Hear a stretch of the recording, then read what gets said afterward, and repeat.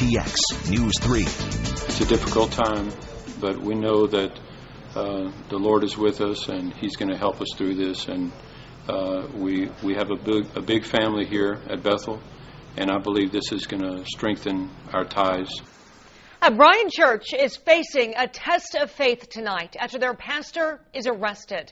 Police say he was meeting men online and then forcing them to have sex with him.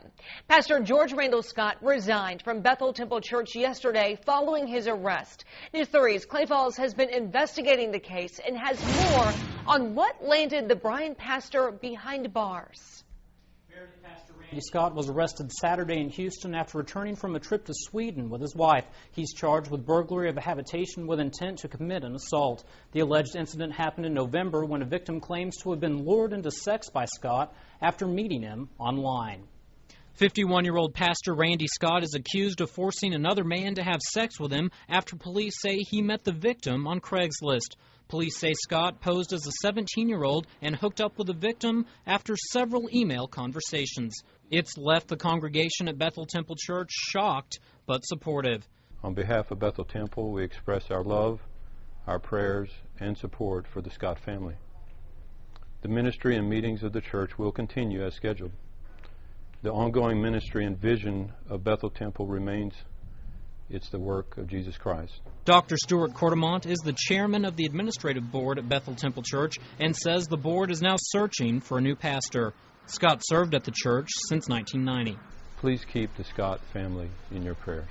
According to court documents, the incident occurred on November 24, 2009, after the victim and Scott exchanged about 12 emails over 2 days.